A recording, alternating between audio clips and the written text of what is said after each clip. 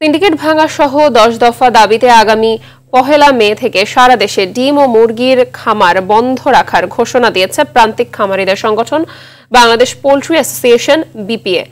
গত 2 মাসে প্রায় 1260 কোটি টাকার লোকসানের মুখে পড়েছেন তারা।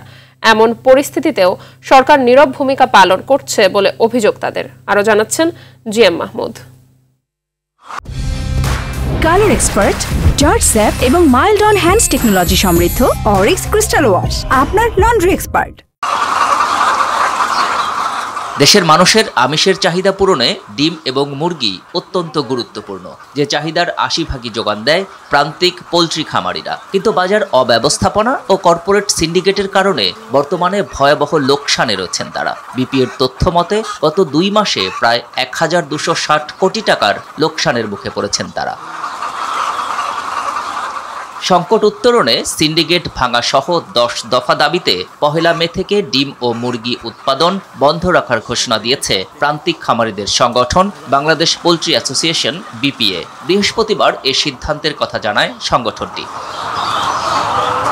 বড় বড় কর্পোরেট কোম্পানিগুলোর কাছে আমরা নীল চাষির মতো জিম্মি, সরকারের সংশ্লিষ্ট মহলও তাদের সাথে মিলে একই আচরণ করছে বলে অভিযোগ করেন সংগঠনটির সভাপতি। আসলে সরকারকে হুমকি দিচ্ছি না, আমরা সরকারকে বিভ্রান্ত করছি না।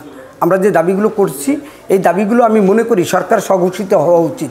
কারণ আমরা বলেছি ফিট বাচ্চার সিন্ডিকেট ভাঙার জন্য, আমরা বলেছি বাজারের ন্যায্য দামের নিশ্চয়তা দেওয়ার জন্য, আমরা বলেছি ক্ষুদ্র উদ্যোক্তাদের টিকিয়ে রাখার জন্য। খামারিরা জানান প্রতিনিয়ত লোকসান গুনতে গুনতে তাদের ব্যবসা বন্ধ হওয়ার উপক্রম।